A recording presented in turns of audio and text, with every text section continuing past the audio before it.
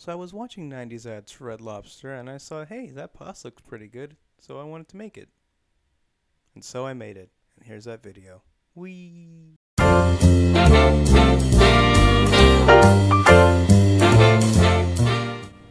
our little Red Lobster feast is going to begin here with the salad, mainly the croutons.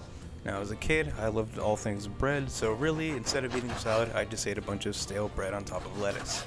So, you know what, I'd say it's healthy enough. But we're going to take some Italian bread, or French bread in this case, whichever works for you, cut it up into nice evenly sized cubes, and yeah, go ahead, check it out.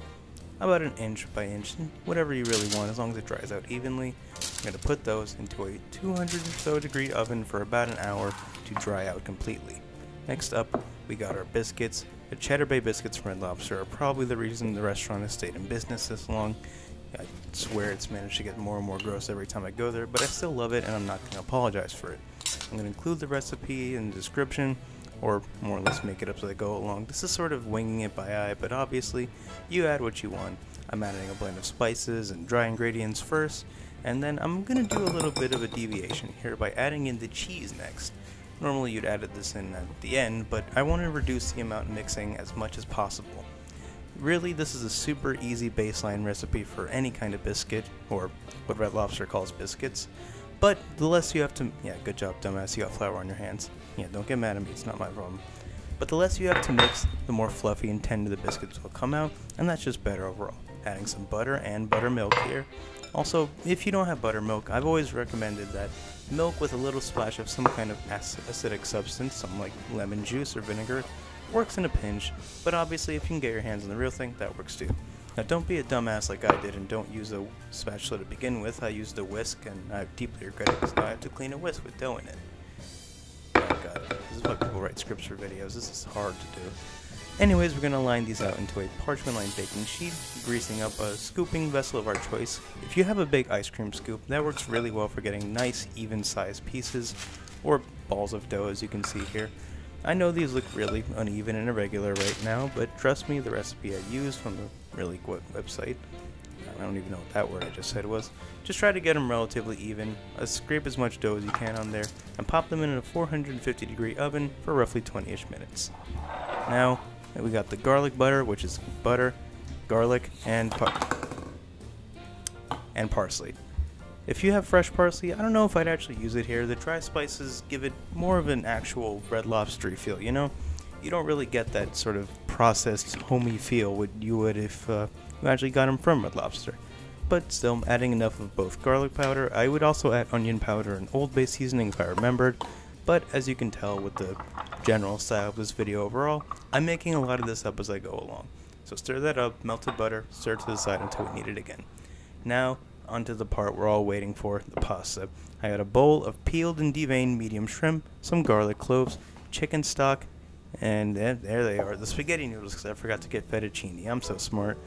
We have white wine. I recommend something like Sauvignon Blanc, parsley flakes, red chili peppers, obviously.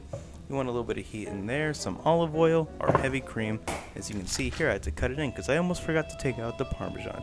You might notice I also forgot to get out the butter. I am very stupid, and I look at this like look at me being proud of myself here. Last things first. What the fuck does that even mean?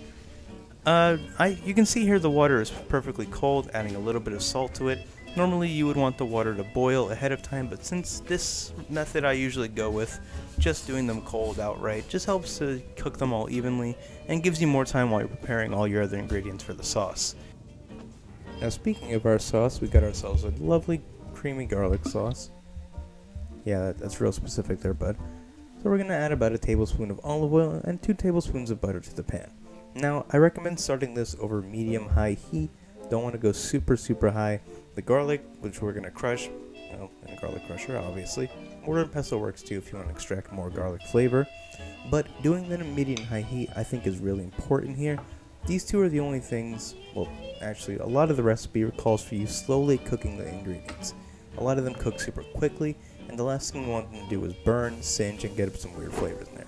So go ahead, add your crushed garlic, add your red pepper flakes, and stir them around in the foamy, steamy butter and olive oil. Let those flavors sit out for a little bit. If you want, you can lower the heat just a bit, so they don't burn while you're waiting to gather everything else. But as you can see, we got those ready ahead of time because we're smart like that. Alright, next up, we're going to add our white wine and our chicken stock. And you can see here that I added way too much and the pan was not nearly hot enough. That's because I took my last advice to heart too quickly, and I let the pan cool down a bit too much. I really like those flavors to get super concentrated, which is why I added so much, but we're going to let those boil and simmer down as much as we want until they're about a syrupy paste. Not really syrupy, or a paste really. Just let them reduce by a lot. This took a long time, so obviously don't add as much as I did, or if you do, make sure your pan is pretty hot when you're ready to add it in. Speaking of ready to add it in, my favorite part of the day, adding in the heavy cream. And let's just take a moment of silence to admire this. Damn, that was beautiful. But yeah, add in the cold heavy cream here. I'm keeping it cold because it helps to reduce any lumpiness or anything else that could possibly help break up our sauce later on. You really want to keep this nice and stable and creamy.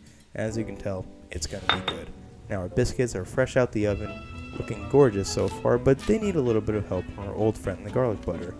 We're going to plop that on, get a nice healthy amount in there. You don't want to skimp on this at all. And once you do that, pop them in the oven for a little bit. You don't have to broil them or anything, but just keep them in and let that butter sort of soak into the bread itself. Now we're going to add parsley flakes. Now here, I would actually recommend adding fresh parsley, but as you can tell, I did not have any. But this will still work fine in a pinch. Just make sure you add enough because it doesn't have as strong a flavor as fresh parsley. Go ahead and maybe lower the heat just a bit and add in your shrimp. Now usually when I used to do this as a family with my sister who showed me this recipe in the first place, I would saute the shrimp ahead of time in the garlic and butter, and that's a perfectly fine method, but this way you get a lot more tender shrimp that cook pretty quickly. Next up, we're going to add our drained and cooled pasta noodles. There's plenty of liquid in the pan. You don't have to save much pasta water if you don't need it. Ignore that notification sound.